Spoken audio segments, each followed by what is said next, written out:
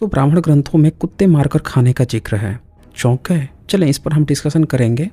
अब ऋग्वेद के 4th मंडल 18 सूक्त का 13 नंबर मंत्र देखें। ये रेफरेंस मैंने लिया है डॉक्टर गंगा सहाय शर्मा, जिनकी किताब संस्कृत साहित्य पब्लिकेशन से प्रकाशित हुई है। ये क्या लिखते हैं? हमने खाने योग्य वस्तुओं के न होने पर कुत्तों की आंतों को पकाया था। क्या एक वेद से काम नहीं चलेगा? चलिए किसी दूसरे टीकाकार की किताब उठा लेते हैं। भूख से पीड़ित होकर हमने अभक्षणीय श्वान की अतड़ियों को भी पकाया। अब श्वान मतलब कुत्ता होता है, संस्कृत में श्वान ही लिखा हुआ है, लेकिन हिंदी अनुवाद कुत्ता होता है। इन्होंने अनुवाद ही नहीं किया, श्वान को श्वान ही हिंदी में लिख दिया। क्या कहा? अब भी डाउट है? चले। इन्होंने बताया कि ऋग्वेद में कुत्ते के मांस को मारकर खाने का वर्णन है। क्या यह सत्य है? चलिए जानते हैं इसके बारे में पंडित नितांशु अंगीरा से।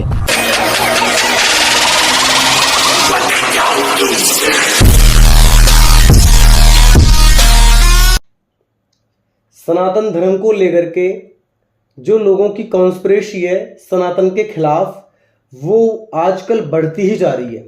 कोई इस पर नहीं बोल रहा, बिल्कुल भी ना कोई बोलेगा।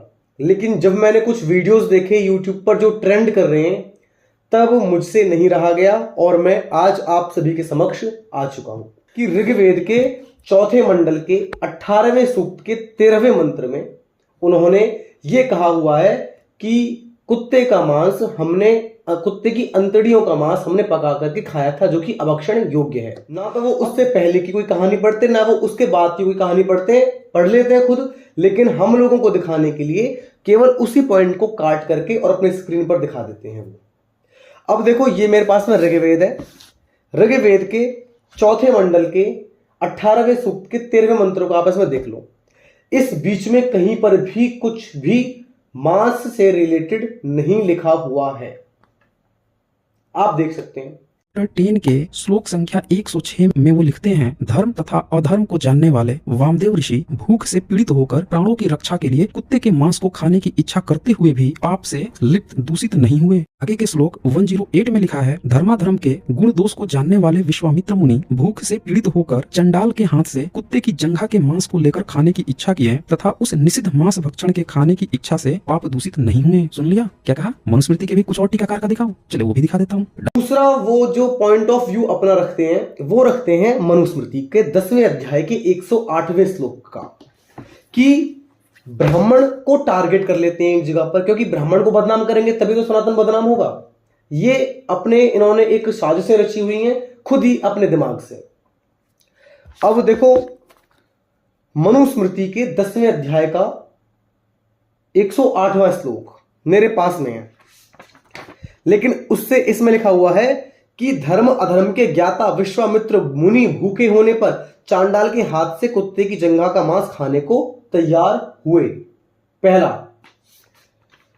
दूसरा 106वां श्लोक, धर्म अधर्म जानने वाले क्षुधा से पीड़ित, क्षुधा अर्थात भूख से पीड़ित वामदेव ऋषि ने प्राण रक्षा के लिए कुत्ते का मांस खाना चाहा तो वो भी पाप से लिप्त नहीं हुए। कुत्ते का मांस खाना चाहा। भूखा अजीगर्त ऋषि ने अपने पुत्र शुनहशेफ को मारने के लिए तैयार हुए तो भी क्षुधा का उपाय करने के कारण वे पाप से लिप्त नहीं हुए। और क्या लिखा हुआ है कि शेफ को मारने के लिए तैयार हुए।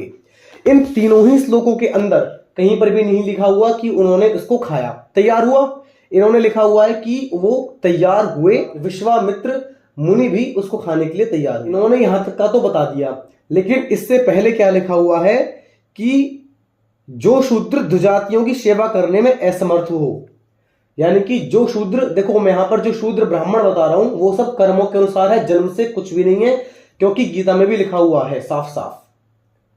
उसके बाद में असमर्थ हो, जिसकी स्त्री पुत्र क्षुधा से पीड़ित हो, वह कारीगरी से जीवन उत्पन्न करे। उसको कोई जरूरत नहीं है कुछ भी करने की, वो अपनी कारीगरी से अपना जीवन निर्वाह कर सकता है। अब जो विश्वामित्र मुनि वाली जो कथा है वो शांति पर्व, महाभारत के शांति पर्व खंड के अंदर पूर्णतः विस्तार से दी हुई है। इन्होंने केवल इतना दिखा दिया कि विश्वामित्र मुनि वहां से मांस को लेकर के चले गए, लेकिन इन्होंने ये नहीं बताया कि अपनी तपस्या की, जो विश्वामित्र ने जो तपस्या की थी उसकी परीक्षा चल रही थी, और अंत में जब उन्होंने अपनी श्रद्धा से देवताओं को वो मांस अर्पित किया तो देवों ने, खासकर इंद्रदेव ने प्रसन्न होकर के वर्षा हुई, और ऐसी दिव्य वर्षा हुई कि उनकी जो तपस्या, त्रिमुनि की जो तपस्या थी वह सिद्ध हो गई और उनकी क्षुधा शांत हुई। ये लोगों ने बिल्कुल भी नहीं बताया है। और और एक तरफ ये लोग क्या कहते हैं कि ये सब कल्पना है। और भाई जब ये सब कल्पना है तो फिर तुमने इन पर इतनी बड़ी बड़ी वीडियोस, वो भी सनातन धर्म के खिलाफ साजिशें रच करके कैसे बना दी? अगर कल्पना है तो छोड़ो, फिर तुम इतनी सारी फिर बदनाम क्यों कर रहे हो?